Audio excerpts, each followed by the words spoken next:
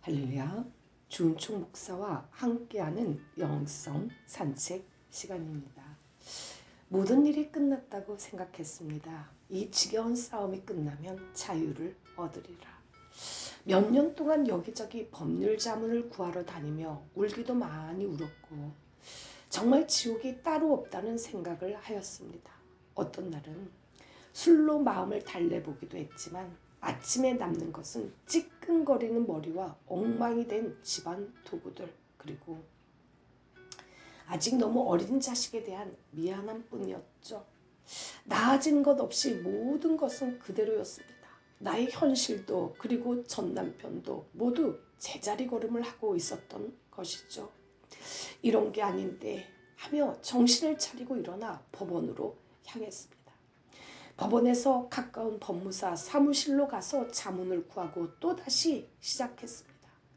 몇 년이 걸리든 싸우리라. 나 스스로를 찾지 않으면 내 남은 인생과 내 아이의 인생은 끝장이라는 생각으로 다시 일어섰습니다. 몇 년에 걸친 싸움으로 전 애를 얻었고 홀로 서기를 시작했죠. 모두들 아이를 아빠에게 보내라고 했지만 그럴 수는 없었습니다. 솔직히 보낼 생각도 해보았지만 지금은 아니었죠. 아이가 어느 정도 이성적인 판단을 할 수 있을 때 자유롭게 놓아줄 생각입니다. 지금은 엄마 그늘에서 자라나는 것이 더 좋은 선택이라고 여겨집니다. 아이는 엄마와 아빠가 함께 살고 있지 않는 이유를 어느 정도 알고 있는 것 같습니다. 헤어짐이 뭔지 알고 있으니까요. 이혼한 지 벌써 5년째. 그동안 눈물도 많이 흘렸고 죽고 싶은 적도 있었습니다. 술로 세월을 보내기도 했고 또 일에 파묻혀 살기도 했습니다. 여자 혼자서 아이 키우는 것이 쉽지 않다고 사람들이 이혼을 말리던 이유를 알 것 같습니다. 하지만 한 가지 잊혀지지 않는 것들이 있습니다. 6년이라는 시간은 그래도 행복했던 기억만을 남겨놓았죠. 전 아직 꿈을 꾸고 있는 듯 합니다. 남편은 가끔 전화를 하죠. 잘 지내는지, 그리고 미안하다는 말과 함께 그때마다 저는 아직도 눈물이 납니다. 그에 대한 미련 때문이 아니죠. 내 아이가 가여워서 다 채워주지 못해서, 강하지 못한 내가 안타까워서. 아직도 전 결혼 사진과 남편의 사진을 버리지 않았습니다. 아이가 보고 싶어 할 때 언제든지 보여주기 위해서. 하지만 언젠가는 그 사진들을 모두 버릴 수 있는 날이 오겠지요. 힘든 싸움이 끝나고 전 자유를 얻었습니다. 그렇게 금실좋아 보였던 부부가 갑자기 왜 이혼을 하게 되는 걸까요? 하지만 사실 이혼은 절대로 하루아침에 갑자기 일어나지는 않습니다. 겉으로는 어때 보였는지 몰라도 속으로는 골마가고 있었던 것이죠. 모든 이혼은 점진적인 것이기 때문입니다. 그렇다면 여기서 왜 이혼에 이르게 되었는지 그 심리적인 상태를 잠깐 들여다볼까 합니다. 이 시간에 찬양 먼저 주여 나를 생각하소서 한 곡 올려드립니다.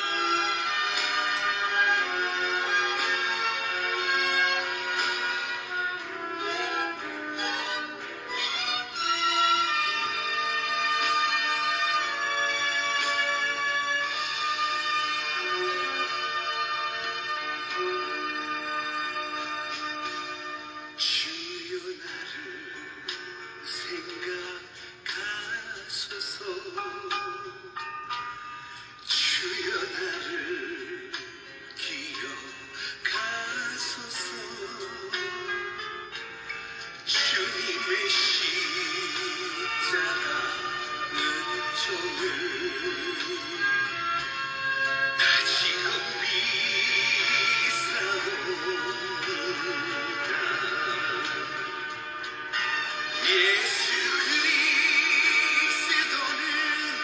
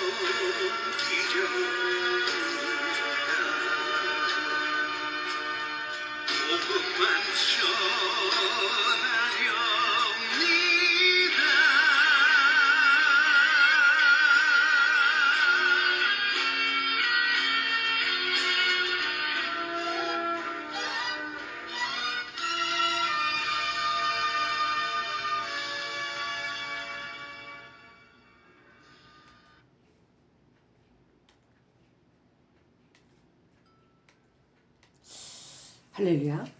이혼을 하게 되는 첫 번째 이유는 기대가 무너졌기 때문이죠. 만약 이 사람이 이런 사람인 줄 진작 알았더라면 결코 결혼하지 않았을 거예요. 많이 해보고 많이 들어보았던 말 아닌가요? 결혼하기 전에는 이상적인 결혼 생활, 남편, 아내가, 배우자가 온통 나에게 관심을 기울여 줄 것이라는 막연한 기대를 가지고 결혼하지만 막상 결혼을 하고 나면 기대들이 허물어짐을 알게 되죠. 사람들은 모든 면에서 기대를 가지고 살아갑니다. 기대가 없다면 어떤 시도도 없죠. 기대 자체가 나쁘지는 않습니다. 그러나 그 기대가 환상적이고 비현실적일 때 문제가 있죠. 비현실적인 기대는 결혼 생활에서 결코 다 충족되어질 수가 없기 때문입니다. 결혼은 당신의 기대를 충족시켜주는 수단일 수가 없고, 배우자는 당신의 기대를 채워주기 위해 쫓아다녀야 하는 소모품이 아닙니다. 우리의 기대 형성은 여러 가지 원인이 있죠. 부모님의 기대, 주변 사람들로부터의 기대 등 주위에서 많은 경우에 그릇된 잘못된 기대를 심어주기도 하죠. 결혼을 하기 전에 가난하고 배우지 못해서 자존감 낮았던 사람이 좋은 배우자, 돈 많은 사람, 직업 좋은 사람을 만나서 낮은 자존감을 극복했다고 할 때 그런 현실 도피적이고 보상 결혼이 나에게도 적중되어진다는 보장이 있는가요? 결코 그렇지 않습니다. 그렇게 실망을 잘 견뎌내는 부부가 실은 결혼 생활을 아주 잘 꾸려나가죠. 결혼을 통해서 당신의 욕구를 모두 채우려고 하지 않아야 합니다. 당신의 배우자에 대한 환상적인 기대를 조정할 필요성이 있죠. 부부는 있는 그대로의 모습을 직시하면서 그를 받아주고 섬기는 것입니다. 당신이 있음으로 배우자의 약점과 결함이 채워질 때 그 부부는 아름다운 부부이죠. 그런데 우리는 불완전한 배우자로부터 모든 것이 채워지기를 기대하기 때문에 결혼 생활에 실패하게 되죠. 당신의 그릇된 기대는 이제 관리되어야 하고 조정되어야 하죠. 결혼 생활과 배우자에 대한 기대가 무너졌다고 불평하고 배우자에게 막 공격적으로 돌변한다면 매우 어리석은 일입니다. 우리 안에 형성된 기대가 현실적인지를 먼저 점검하고 서로가 기대를 무너뜨리지 않고 채워주기 위해 함께 노력해 갈 수 있어야 합니다. 이 시간에 찬양 사랑하는 자녀야 한 곡 올려드립니다.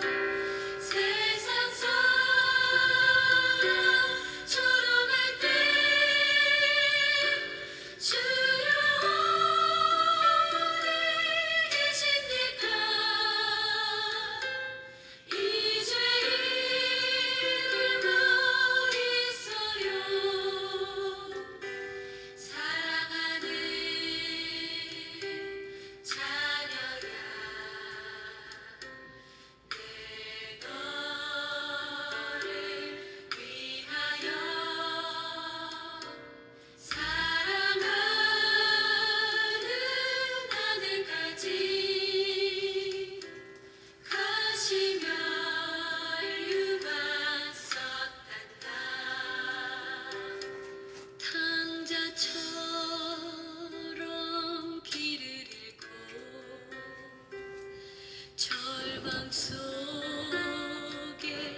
헤매고 시기 질투 죄악으로 내 뜻대로 살아가다 찢어지고 병들어서 세상 사람 외면할 때 주여 어디 계십니까? 이 죄인 찾고 있어요. 사랑하는 자녀야, 내 너를 위하여 사랑하는 아내까지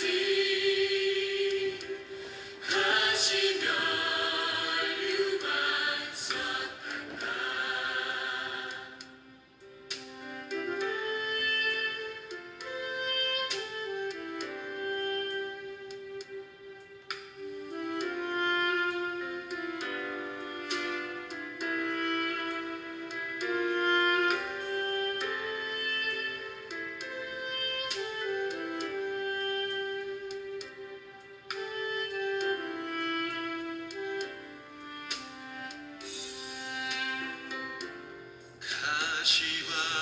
가시밭길 죄악길에 병든 몸 소중하다고 세상 부귀 쫓아가다 나의 영혼 썩어갈 때 만신창이 모습을 주님 앞에 엎드려서 주님 어디 계십니까? 이 죄인 만나주세요. 사랑하는 자녀야, 내 너를 위하여 사랑하는 아내까지 십자가에 달렸단다. 십자가에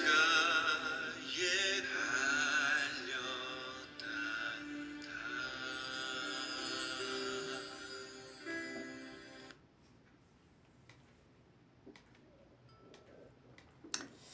할렐루야. 이혼하는 두 번째 이유는 돈 문제와 자기 무력감이 있죠. 이혼에 도달하는 부부의 심리적 상태 중에 자기 무력감이 있습니다. 대부분의 이혼한 사람들은 심한 자기 무력감을 경험하게 되죠. 어느 한 전도사님이 아내의 가출을 인하여 괴로워했습니다. 자신은 목회자가 되기 위한 일련의 가정을 밟아가는 단계이고 할 수 없이 가정을 꾸려나가기 위하여 아내가 조그만 가게를 운영하였죠. 그러던 어느 날 아내가 빚을 지고는 아무런 상의 없이 사라졌다는 것입니다. 아이들을 그냥 두고 가출했기 때문에 자신의 어머니에게 자녀 양육을 부탁했지만 사는 것이 말이 아니라고 했죠. 자신은 앞으로의 목회를 위해서도 신앙적으로도 이혼이란 있을 수가 없고 어떻게든지 이 상황을 잘 수습하고 싶다고 했습니다. 그러나 벌써 아내가 집을 나간 지 수개월이 되었고 그동안 아무 연락도 없다며 괴로워하였습니다. 이 전도사님은 만약에 아내가 계속 연락도 없이 들어오지 않는다면 이혼으로 끝날 수밖에 없고 목회의 길조차 막히는 것은 아닌가 하고 두려워하였습니다. 또한 남편으로서의 가정의 경제를 책임지지 못한다는 무능력감이 그로 하여금 깊은 절망에 빠져들게 하였죠. 이 전도사님만이 유독 이런 문제를 겪는 것이 아닙니다. 사실 자립하지 않은 많은 남편 목회자들이 경제적인 책임을 감당하지 못해서 시집이나 친정에 손을 내밀도록 아내를 보내고 있죠. 또한 이러한 돈 문제와 관련하여 목회자 가정에도 사모들이 폭력과 학대를 당합니다. 2000년에 감리교 신학대학원에서 발표된 목회자 가정의 가정폭력 실태 연구와 목회적 대응이라는 논문에 의하면 일반인이 생각하기에 믿기 어려울 정도의 이야기를 다음과 같이 기록하고 있습니다. 일반 가정에 있어서의 아내 구타에 대한 평균 발생률이 28.4%인 것에 비해 목회자 가정의 폭력 발생률은 58%로 조사되었습니다. 그런데 이 비율은 언어 폭력을 제외한 신체적 피해를 경험한 폭력의 비율이었죠. 심한 모욕감이나 수치심을 느끼게 하는 언어 폭력을 한 번이라도 경험한 적이 있는 응답자는 100명 중 71%로 조사되었습니다. 또한 목회자 가정에 있어서의 남편에 의한 아내 구타 문제를 일반 가정의 폭력률과 비교해 볼 때 먼저 폭력의 유형에 있어서 일반 가정의 경우 손과 발, 몽둥이로 때리는 경우가 20.6%로 칼 등의 흉기로 위협하는 경우가 13.6%로 나타났으나 목회자 가정에서는 손과 주먹으로 얼굴을 때리는 경우가 29.3%로 조사되었고 흉기로 인한 위협하는 경우는 1.7%로 조사되었습니다. 이러한 비교를 볼 때 일반 가정의 경우 아내에게 흉기를 사용하여 위협하거나 혹은 사용하는 경우가 목회자 가정에서보다 높게 나타났고 목회자 가정에서는 손이나 주먹을 이용하여 따귀를 때리거나 얼굴을 때리는 유형의 비율이 가장 많이 나타났습니다. 라고 기록되어 있죠. 이 논문이 어느 정도의 사실을 반영했는지 그 신뢰도는 별개의 문제로 치더라도 한 가지 중요한 사실은 경제적 문제와 관련한 목회자 가정 내에서의 드러나지 않는 폭력도 문제가 된다는 사실이죠. 집안에 돈이 없으면 느는 것은 부부싸움뿐입니다. 이것은 비단 목회자 가정뿐만이 아니죠. 저희 남편은 일하기를 싫어해요. 집에 돈을 가져다 주지 않으니 어쩔 수 없이 제가 밖으로 일을 다녀야만 집안이 돌아갑니다. 라고 호소하는 여자들이 의외로 많다는 사실이죠. 부부에게는 서로를 향해서나 가정을 위해서 책임져야 할 영역이 많습니다. 남편에게는 가정에 경제적인 걱정이 없도록 해야 할 책임이 있죠. 만약 맞벌이가 남편이 경제적인 능력이 없어서 어쩔 수 없이 해야 하는 것이라면 불행한 일입니다. 많은 남편들이 일하기 싫어하거나 게을러서 또는 사회생활에 미숙하여 직장생활을 제대로 감당하지 못한 채 그 짐을 아내에게 떠맡기려고 합니다. 그러나 가정의 경제를 책임질 능력과 헌신이 없으면서 결혼을 하는 것은 한 여자의 인생을 구렁텅이로 몰아가는 것이죠. 만약 남편의 경제적인 능력이 좀 약할지라도 책임지려는 책임감만 읽을 수가 있다면 아내의 마음이 짜증스럽지는 않습니다. 남편이 품어야 할 마음은 우유 배달을 해서라도 아내를 굶기지 않겠다는 태도가 아닌가요? 남편이 돈을 가져다 주었을 때 가정이 무언가 달라지고 돈이 모이는 재미도 아내에게 큰 기쁨이라는 사실입니다. 반대로 때로는 남편의 힘만으로는 감당하기 힘든 상황이 다가올 수 있죠. 그때는 능력 없는 남편을 탓하면서 앉아있지만 말고 아내가 함께 나서준다면 한결 쉽게 일어설 수 있게 됩니다.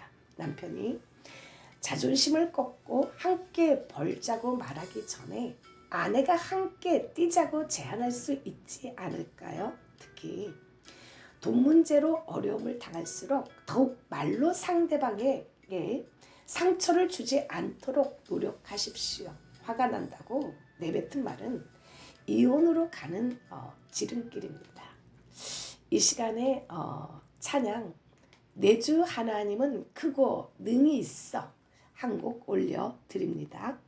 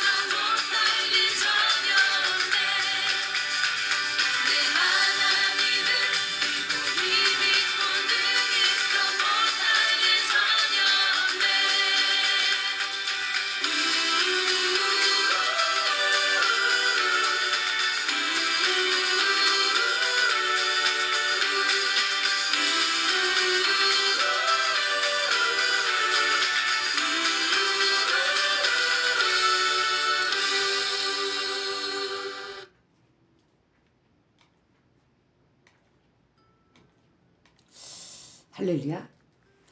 나이가 40이 넘어 전도사가 된 남편이 있었습니다. 이 남자는 사회에서 하는 일마다 풀리지가 않자 마침내 포기하고 신학교에 들어갔죠. 그의 아내는 생전 생각해 보지도 못한 사모의 길로 들어선 것이었습니다.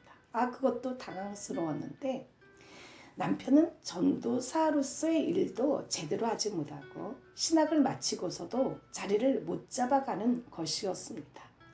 아이들은 커가고 남편은 점점 가정 경제에 소홀해져 갔죠. 그러면서 남편은 아내가 무엇라고 이야기를 꺼내려고 하면 이런 말을 하였습니다.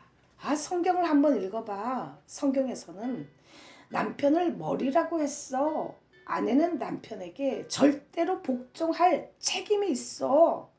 그런 그의 아내는 남편이 이런 태도를 볼 때마다 힘들어했죠. 머리를 운운할 때 우리가 한 가지 기억해야 할 사실은 교회의 머리 대신 예수님과 같다는 것이죠. 즉 자신의 아집만 내세우고 가족들을 고통 속으로 빠뜨리는 독재형의 리더가 아닙니다. 예수님은 하늘의 영광을 포기하셨고 자존심을 내려놓으셨죠. 뿐만 아니라 자신의 생명까지 희생하는 성김의 리더였습니다. 남편이 머리라고 주장할 때는 당신의 배우자를 위해 생명까지 내어줄 수 있는 헌신적인 사랑을 밑바탕에 깔고 있어야 합니다. 남편의 결정은 자신의 유익에 따르는 것이 아니라 아내의 유익에 따라 이루어져야 하죠. 결코 건세를 부리는 머리가 아니라 들어주고 돌아보고 생명까지 내어주는 사랑에 근거한 머리가 되어야 한다는 사실입니다. 또한 남편이 한 가정의 머리가 된다는 것은 질서를 유지하는 책임을 감당하는 것이죠. 그러므로 머리라는 말을 앞세울 때는 반드시 책임의 영역을 늘 염두에 두어야 합니다. 그런데 당신은 머리라고 말하면서 책임져야 할 부분에서는 회피하거나 아내에게 미루고 있지는 않는가요? 머리로서의 책임을 감당하기 위해서 당신은 헌신적이어야 하고 희생적으로 살아야 합니다. 왜냐하면 무책임한 머리를 남편으로 모시고 살아가는 여자야말로 아내야말로 이 세상에서 가장 불쌍한 사람이기 때문입니다. 이혼을 하는 세 번째 이유는 배우자에 대한 희망 부재죠. 아, 절망이야. 저 사람은 전혀 바뀔 가능성이 없어. 결혼을 한 후 이 사람에게 속았다 싶을 정도로 배우자에게 실망한 적이 있는가요? 아, 물론 시간이 흐르면서 체념하기도 하고 여전히 치지고 볶고 갈등 속에서 살아가기도 하고 상대방을 아예 꺾어놓고 한쪽이 편한 대로 살아가기도 합니다. 하나가 되는 가정은 결코 쉽지 않죠. 하나가 되는 가정에서 두 사람에게 갈등이 필연적으로 생기게 됩니다. 갈등이란 서로 다른 두 사람이 자기 자신이나 의견을 동등하게 주장할 때 일어나죠. 갈등의 가정에서 갈등 자체가 싫고 부담스러워 아예 부딪히는 것을 피하는 경우가 있고 아예 굴종을 통해 하나됨을 이루는 경우도 있습니다. 만약에 한쪽이 무시된 채 하나가 되어진다면 그것은 결코 바람직하지 않죠. 만약 한 사람이 죽어서 연합된다면 얼마나 불행한 결혼인가요? 한 사람은 이 세상을 참 편하게 살아가는지 모르겠지만 다른 배우자는 평생을 한숨 지으면서 살아가야 합니다. 이처럼 왜 부부가 함께 행복하게 살자고 결혼해놓고 자녀들에게 고통을 주고 가족 친지들에게 실망을 주면서까지 헤어지게 될까요? 그것은 마음속에 소망과 희망을 잃었기 때문입니다. 이혼을 심각하게 고려하는 사람들은 대체적으로 우리에겐 희망이 없어. 저 사람은 바뀔 가능성이 전혀 도무지 없어. 절망적이다 라고들 하죠. 즉 어떻게 하더라도 부부관계가 나아지고 변화되어질 수 있다는 희망을 그 어떤 것에서도 찾지 못한 사람들이 이혼을 선택하게 됩니다. 이 시간에 찬양 내려놓음이라는 찬양 한 곡 올려드립니다.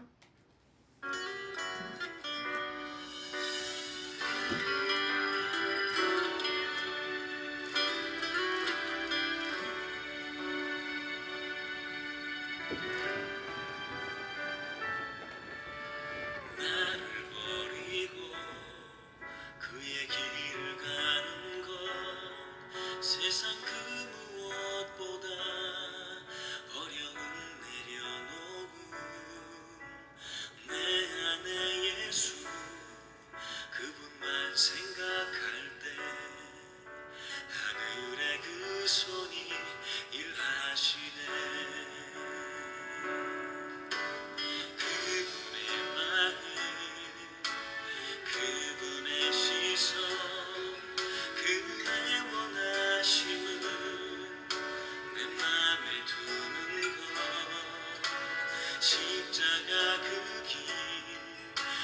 그곳에 나설 때에 주님 나를 통해 일하시네. 그 사람 나를 살리신 그 사람 하늘의 모든 영광 다 내려놓으신 내 삶도 그렇게 내려놓습니다. 주님 기뻐하시는 그 길 가렵니다.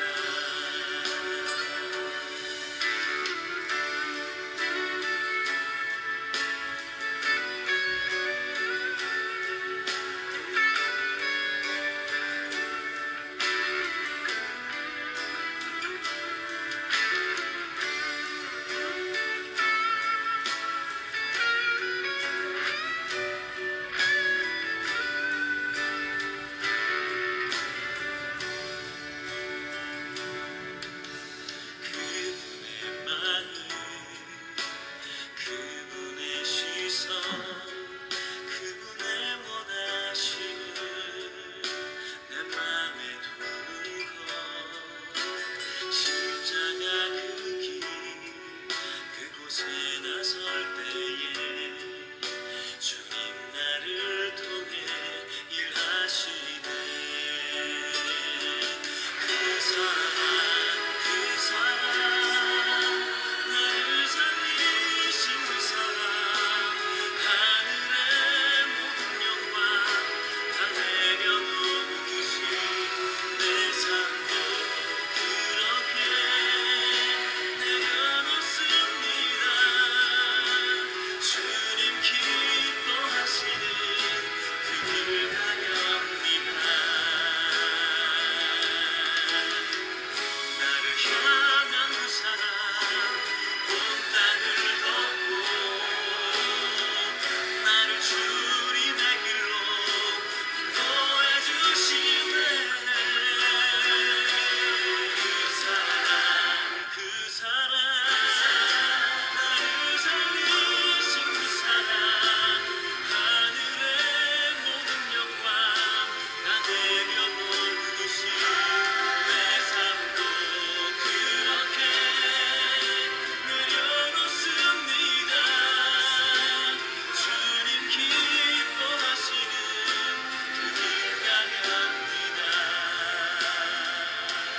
내 삶도 그렇게 내려놓습니다.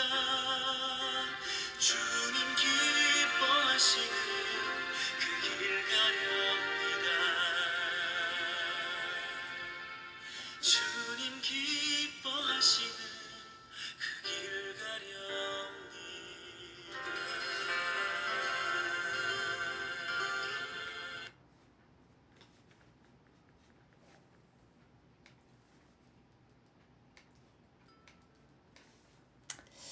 할렐루야. 이혼을 하는 네 번째 이유는 맞벌이와 외벌이와도 관계가 있죠. 남편 중심적이고 남존여비 사상이 지배적이던 정통적인 한국 사회에서는 문제는 있더라도 그냥 살아갈 수가 있었습니다. 역할 분담이 분명하였죠. 남편은 밖에서, 아내는 안에서 아이 보고 살림만 하면 되었죠. 하지만 지금은 완전히 달라졌습니다. 상황이 많이 바뀌었죠.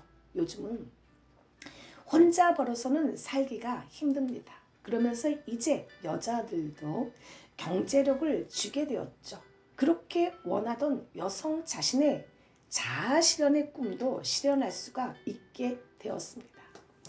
여자 자신도 밖에서 남자와 동등하게 돈을 벌어갖고 오니 이제 남자도 동등하게 살림을 해주길 원하죠. 그러나 남자들은 아직도 여자가 돈도 벌고 가정일도 다 해주기를 바라죠. 이 일로 인해 또 싸우게 됩니다. 그렇다면 이런 상황에서 당황해야 할 사람은 여자일까요? 남자일까요? 그것은 대체로 남자죠.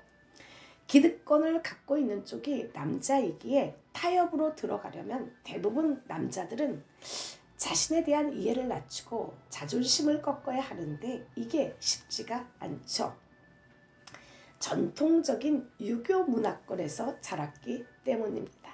즉 아버지와 어머니 사이에 위계 질서가 분명했기 때문에 소위 주종적 관계적인 모델을 보고 자랐기 때문입니다. 자유를 느끼게 하는 편안한 관계라는 글입니다. 부부의 사랑이 한 단계에 오르기 시작하면 서로를 압박하거나 얽매지 않고 상대방에게 진정한 자유를 줍니다. 상대방을 잡는 것이 아니라 놓아주죠. 사람들은 상대방을 놓아줄 때 무엇인가를 잃어버린다고 미리 생각합니다. 하지만 그것은 어리석은 추측이죠. 내가 상대방을 놓아줄 때 상대방은 달아나는 것이 아니라 오히려 당신을 자랑하고 다닙니다. 당신을 향한 사랑이 확대되죠. 이 비밀을 적용하는 사람은 많지 않아 보입니다. 아직도 가정을 하나로 묶는다는 그럴듯한 핑계로 상대를 내가 지키겠다는 고집이 우리에게 있습니다. 그것은 상대를 묶어두려는 자신에게도 불편한 억지일 뿐이죠.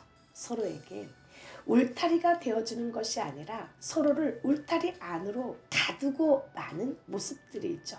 사람들은 자유를 주려고 하지 않습니다.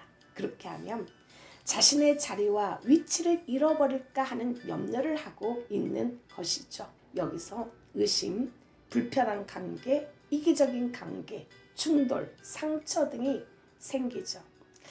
사랑은 어느 정도 놓아주는 것입니다. 부부의 사랑은 일정한 거리로 놓아주는 것이죠. 잠시 떨어져 볼 수 있는 거리가 필요합니다. 다른 여자, 다른 상대를 찾아가도록 방치하는 것이 아니라 범인을 추적하는 수사 방식으로 서로를 대하지 않는 것입니다.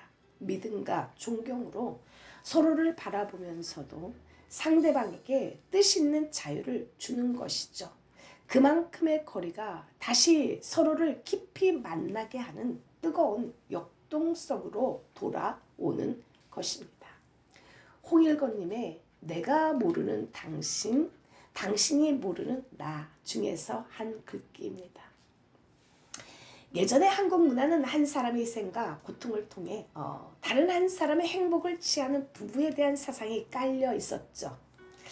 아내가 무슨 말이라도 하려고 하면 어이 여자가 무슨 잔소리가 이렇게 많아, 남편 말에 따라오기만 하면 돼 하면서 아내의 감정과 생각을 존중하려고 하지 않았습니다. 하물며 남자들은 부엌에 들어오면 큰일 나는 줄 알았죠. 밥도 남자들 먼저, 여자들은 부엌에서 따로 먹었습니다. 그런데 세상 참 좋아졌죠. 남자들이 앞치마를 두르고 때론 요리도 합니다. 그리고 놀랍게도 남편들이 아내들의 뒷바라지도 하죠. 제가 신학교 다닐 때 제 마음에 깊은 인상을 주었던 한 부부가 있습니다. 지금은 여자 목사님이시죠. 이분은 애가 딸린 가정주부였습니다. 그런데 제가 졸업한 신대원은 교육부 인가가 난 정식 학교라서 등록금도 당시 좀 비쌌죠. 제 친척은 이렇게 말했습니다. 우리나라에서 신학교 중에 연세대가 등록금이 제일 비싸고 그 다음은 한세대입니다. 라고 사실인지 아닌지 저는 모릅니다. 다만 그 정도로 수업료가 꽤 나갔죠. 그런데 살림은 안 하고 한 여자 전도사님이 열심히 신대원을 다니셨죠. 그래서 어느 날 물어보았습니다. 전도사님, 그 비싼 수업료 누가 되나요? 그러자 그분이 웃으며 하시는 말씀이 자신의 남편이 직업군인인데 자기가 이렇게 신학교를 다닐 수 있게끔 모든 것을 뒷바라지 한다는 것이었죠. 그 순간에 참 그 남편 멋지다 라는 생각을 하였습니다. 그분은 졸업하고 지금은 예천에서 목회의 길을 아름답게 걸어가고 있습니다.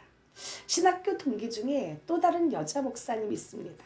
부인은 목사님, 남편은 집사님입니다. 밑바닥에서부터 개척하며 헌신하는 그들 부부에게 있어 남자의 외조는 절대적이죠.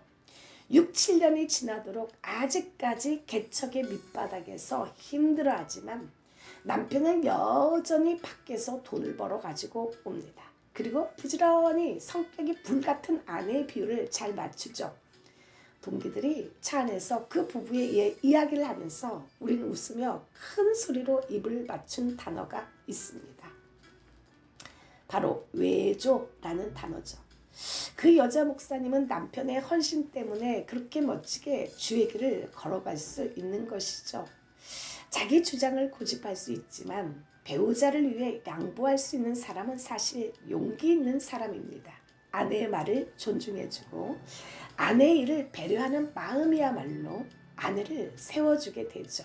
우리는 양보하고 복종하는 것을 어색하게 생각하고 자존심 상하는 것으로 간주합니다. 그러나 양보와 복종함이 없는 곳에는 팽팽한 대립이 있을 뿐이고 한 사람의 상처가 남게 될 뿐이죠. 당신으로 인해 상처받는 동반자가 되기를 원하는가요? 아니면 함께 즐기면서 걸어가는 동반자가 되기를 원하는가요? 이제 서로 존중해주고 양보하고 서로 복종하는 동반자의 길을 출발할 수 있기를 바랍니다. 그리스도를 경외함으로 피차 복종하라. 이 시간에 찬양 마지막으로 나 주와 함께 걷기를 원해요. 나의 사랑이라는 찬양입니다.